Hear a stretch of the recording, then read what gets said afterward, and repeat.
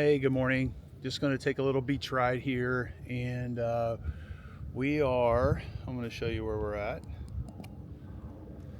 So, right there is the bridge, that there is the sunrise, and this right here, if you look at all this right here, this is an estuary normally. Depends on where the tide's at. The tide's really low right now, so we're able to walk right across this. And I'm just going to take a bike ride down the beach, all the way down to, this is Fort Myers Beach, Florida, and this is the Carlos Point is where I'm starting at, which is the most southern end of the beach. That bridge I just showed you is a $90 million bridge. Of course, that doesn't include cost overruns, and they've had a couple setbacks because of hurricanes and stuff that it's really not their fault. And being a general contractor, you know, that makes the costs go up. So what a beautiful morning. It's probably 60 degrees maybe, which for me, because I've been in Florida since 2003, is cold. So I'm not going to talk as much this morning. I'm going to listen to the nature and experience the early morning. Just the early morning. Everybody waking up, everything waking up.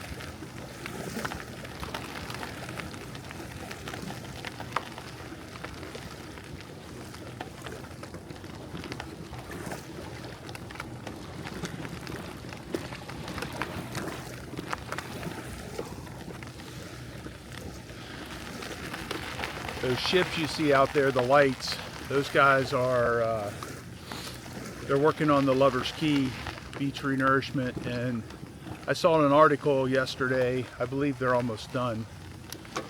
So I'm going to go over there and check that out later. Today we're going to do the drone footage for the beach. They're having a fundraiser for FMB Strong, which is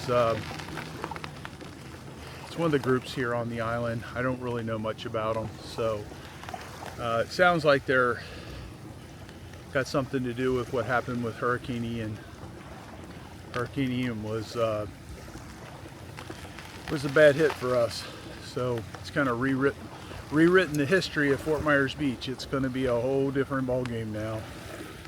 It's interesting watching this from the sidelines, watching it unfold and seeing what's going on and all the discord and all the aggravation, and then the winds. There's a lot of new houses, a lot of beautiful brand new houses, and things are starting to shape up, but it's going to take a long time.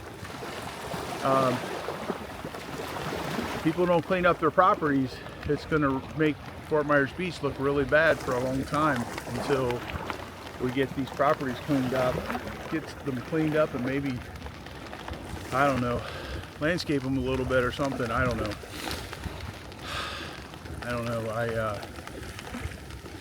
I've been on both sides of this, so we got crushed by it, and I'm a general contractor, so it makes it easier for me. So, but I don't know what to say. You know, I've been on both sides of the coin, where I don't want people sticking their nose in my business. I don't want them telling me what to do. But at the same time, I don't want to affect everyone else's property values, because I'm not taking care of my stuff.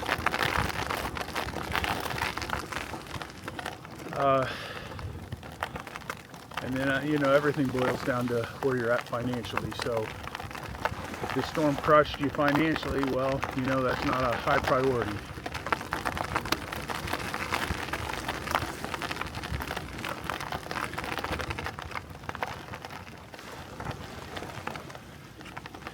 So if you're wondering why people would live and deal with these storms, this is why. This beautiful thing that I'm doing right here is why.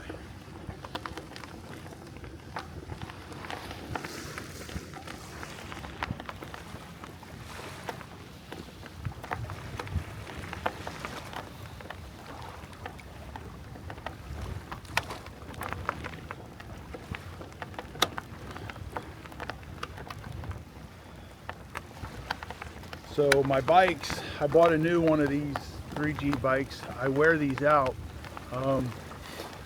I just don't think that these bikes were made to be ridden. I'm not saying I ride them that much, but I'm just saying that they wear out. Like the cogs on the rear of this bike they're brand new, and then he said they were completely shot. The chain was completely shot, and I really only had that bike for maybe a year and a half. So maybe it's because I'm riding in the salt, in the sand and in the salt, I guess. I don't know. I do take them through the water here and there when I'm stuck. So looks like they're doing the beach renourishment here. Got started over here, which is cool. Which is not cool because I'm gonna have to walk, I'm sure, up here. Them guys are probably saying, "Where is he going?" Because I guess once they start this stuff, we're not supposed to be over here. At any rate, let's see if we can get around this. It's pretty soft. No, it's really soft. So I guess I'll walk for a while.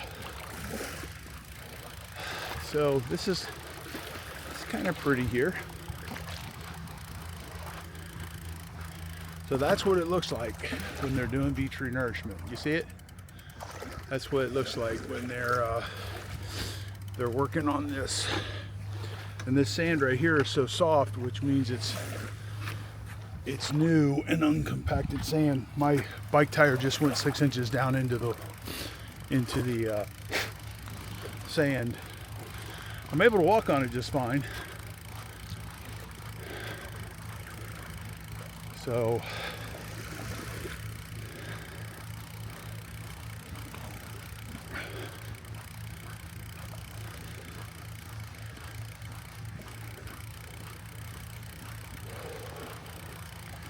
see all the birds?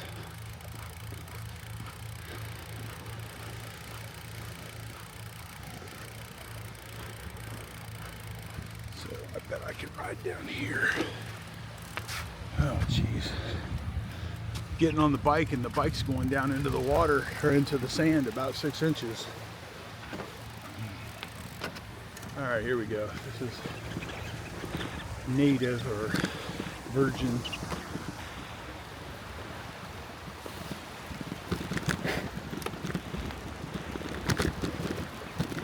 So I got an early start this morning. Did a bunch of my, I guess we still call it paperwork. It wasn't really paperwork, it was all computer work. And got to the point where I was kind of brain dead, so I thought I'd go get my bike ride in. Haven't got one in a couple days. Been hitting the gym every day. I hired a trainer to help me. And I think we're doing pretty good, actually. These guys I've become like one of the guys at the gym because I'm consistent. Every day since we started this, I've been showing up and doing what I'm supposed to do. I showed them, I used to own a bodybuilding gym, so I kind of got a decent idea of how it all works. What I don't have is somebody to spot me and to help me get those last reps in or whatever, so that the whole idea of working out is to take the muscle. If you're trying to put your muscle back together, I mean, I let myself go for several years. I'm just getting my health back, and part of it's getting my strength back. And I mean, to think 2 years ago, to think about being able to do a push-up was like outrageous for me now. And yesterday I did a couple push-ups. So, but it's actually kind of embarrassing compared to where I was a long time ago. Of course, that's in my 40s. It's embarrassing how much weight I'm moving, but it's still a lot of weight for me, and it's stimulating the muscles to grow. But, you know, I got muscle memory because I have had muscle on me in the past. So, the moral of the story is don't let yourself go. Don't get 50, 60 pounds overweight. When I did that, I got arthritis. As soon as I got that weight off of me, I got some coaching on that too. As soon as I got that weight off of me, there's no place to knock on wood here, but since I did, arthritis went away. The inflammation went away. They call it metabolic syndrome. It's what you got going on around your belly if you're a guy. I'm not sure how that works for a girl, but it's interesting. I did what they said, and what they said happened. Good morning. So they basically told me if I get rid of this imbalance around my belly, which is not all the way gone, this last little bit is just not coming off very easily. So I've kind of been plateaued at about 250. I go up and down between 250 and 255. So anyway, feeling good. Hi there. Feeling about 10 years younger. It's funny, that's part of my YouTube journey. That guy he took the double take like, hey, I know you from somewhere. A lot of times I can't figure out where they know you're from. But it's kind of fun. So here we are again. This is beach renourishment stuff coming up. This is Leonardo Arms. They don't quite have, I was expecting that they would have this done. They got till March, which is what, this February, March is coming up. They've got to get this done, or they're gonna have to pull off until after the nesting season. So they're pushing it. I'm not saying they're pushing, I'm just saying it's getting pushed. I know that they didn't count on the two hurricane setbacks that we had this year. I didn't think that they put that into their equation when they took this bid on this job. So again, I'm sure they're doing fine financially because it's not their fault, so they can add money onto the contract. That's the way it works, especially with government contracts. Really, honestly, that works with any contract, because if the parameters of what you're doing changes, it's not like you go into become a charity after that. So this is this area here. That's that pink building that we took the lower level out for them, that Hurricane Milton undermined. And this is the 3 buildings here. It's called the Estero Beach and Tennis Club. Because I don't want to walk for the next mile. Keep in mind, I got someplace I got to be by 9 o'clock, so I got to get down and back and get back to the house and get ready by 9 o'clock for this this charity event that we're going to run the drone on it. So I'm going to get back to the road for a minute, and then I'll come back down onto the beach. I just don't want to go through. I mean, there's a part down there where the machinery has got the sand so torn up that you can't safely walk. I mean, if you're 20 years old, you wouldn't pay any attention to it, but when you're my age, you you're careful. You don't want to get yourself in a situation where you're going to fall down and break something.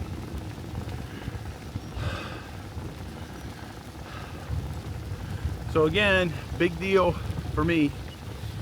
I've changed my lifestyle. I went to eating a Mediterranean diet. This all came from getting good coaching from. I basically read a book by Tony Robbins, and it talks about. It's basically a book of life hacks, and it has to do with what's available now. There are all kinds of things available now to be proactive with your health. You can learn all about them, and what happens is you literally, they call it regenerative health. It's being proactive about your health instead of waiting until you have an issue and then fixing it or trying to fix it. And a lot of times you let it go too far. And good morning. Good morning. So that light is bright. Whoa, it's bright. I'm gonna turn it off. It's like a high beam. So basically what I'm talking about is the Fountain Life, and what they did for me. This is my second year. It's expensive, but what they did for me is they looked at my body and they said, okay, you've got these deficiencies, you've got these things, you got too much of this, you've got the chances of you getting Alzheimer's is a real possibility. Your cancer, the indicators that we can use to monitor cancer, you have no cancer. Your plaque buildup in your veins is not much, but some is not very good. None is perfect. So we're working on that and taking certain medicines for that, and just being more conscious of the fact that we're probably going to live to be closer to 100 years old, and your quality of life is going to be based off of how you enter this next phase when you're my age. I'm just turned 60, and through working out, the Mediterranean diet, losing 50 pounds, getting rid of the arthritis, my life has changed. Back, I feel significantly younger, and I'm able to get around. I still clanky like any 60-year-old person is, clanky and clunky. In other words, I don't move around, but what I do is I work out 3 days a week, morning, and I do heavy as I can weight to stimulate my old muscles to grow, and it's working. I mean, it's working. You can visibly see it, and people around me can see it too. I feel it more because I'm in this body. They see it because I don't look like the fat blob I did before. Still a little bit of a fat blob, but not like I was. So then my energy's different. My cognitive, my clarity of thought, and not being foggy. I was foggy a lot a couple years ago. I do have foggy days here and there, but I don't have them like I used to.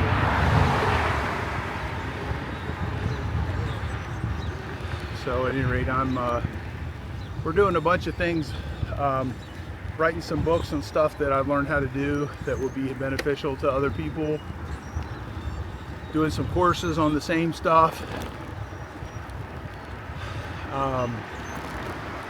It's pretty exciting, it really is. And Logan and Talon worked closely with me for so long, and as we learned things, and as I corrected things that I learned and overrode some of my prior programming that I had, I taught it to these two kids who are now 27 and 30 years old.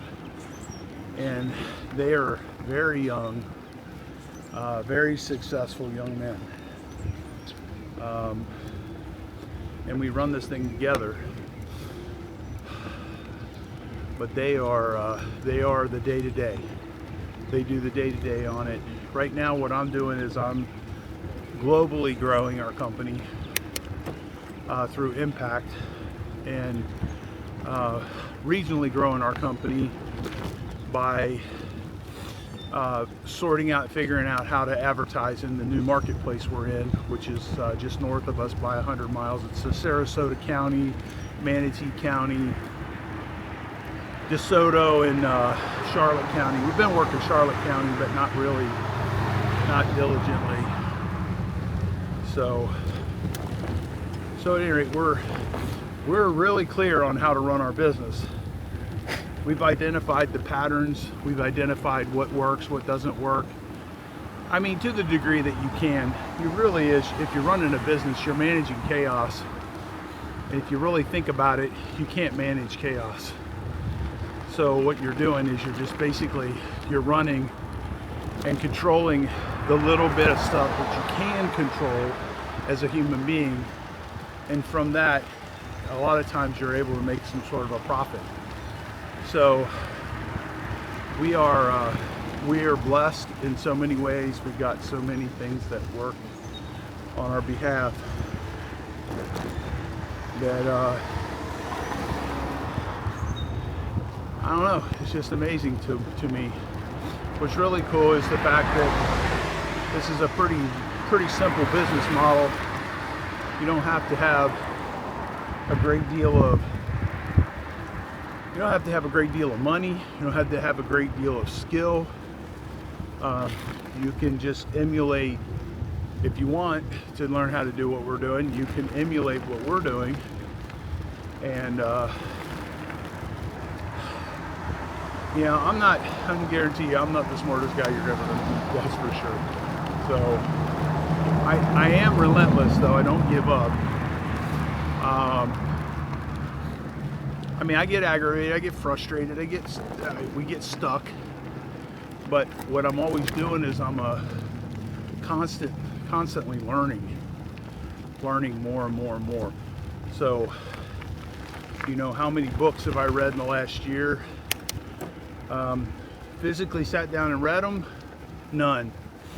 How many books have I gone through audio programs and gone through the same audio programs, some of them 4 and 5 times? In the last year, I would say at least 20. In the last 5 years, probably 100, 150. So if I don't know how to do something, I try to find somebody who does know how to do it. I try to emulate only people who know what they're doing and have a track record and are durable and aren't afraid. And it's funny is the funny thing about this is that a lot of people are my age and they don't have any money, and they don't have anybody that's going to hire them. Or at least they don't think they are. I think a lot of times you have a huge advantage just in the knowledge that you have and the fact that you'll show up every day and be consistent. However, to work physically like a 20-year-old as a 60-year-old, I don't know. I have guys that are working for me doing labor work, and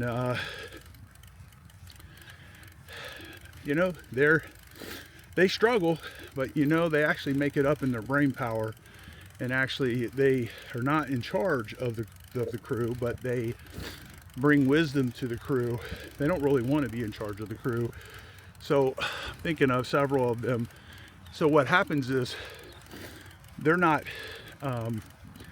physically keeping up with the kids, but they are finding the parts of the job that they can do where they add significant value, in the sense like, okay, let's take these cabinets down first. Let's load these on first. Let's put this here first. Stuff like that. It's the little stuff. Okay, so we're not loading Fort Myers Beach stuff up on our main channel anymore. It was messing with the AI was having a hard time figuring out what we were doing. It was having a hard time figuring out what who our viewer was. So what's going to happen here is I started another channel called Everything Fort Myers Beach, and I don't know what's going to happen with it, but I'm going to post this kind of stuff on that. And they're normally going to be really long videos that are focused on Little Island. So if you look out there to the left, you see all the pelicans are all feeding right there. So what this becomes right here, this is a fish trap. What I mean by that is the fish all come over here. They don't realize there's land here. It's a big U. It's a big U-shaped part of an island. So they get trapped in here. So this is constantly a place where there is significant amount of bait fish. You'll see a lot of the boats come out here and get their bait fish. And then you see all them pelicans out there. They are they're doing the same thing. They're feeding on them same bait fish. So an interesting fact about pelicans. Do you know why pelicans can live to be very, very, very, very old? If you realize what happens to them is this. They dive in the water over and over and over and over, and then the little protective shield that they have over their eyes, it gets all scratched up. And what happens is they end up going blind and they can't see. Look at this. This is a red tide problem. That's a drum, black drum, I think. And the red tide has been going off in Sanibel. I had lunch here the other day with a friend, and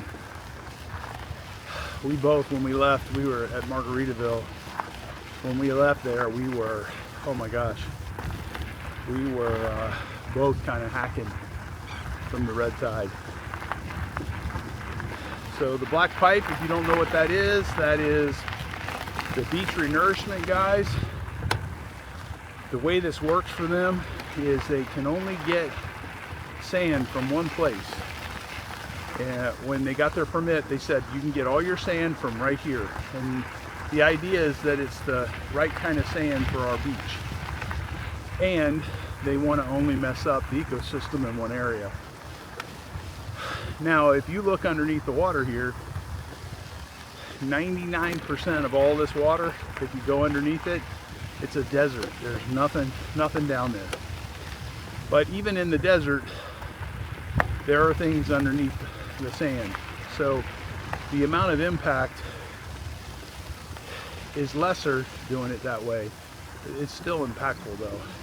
So what they're having to do is they have a dredging machine all the way at the other end of the island, which is 6 miles from where they're pulling it out, and they are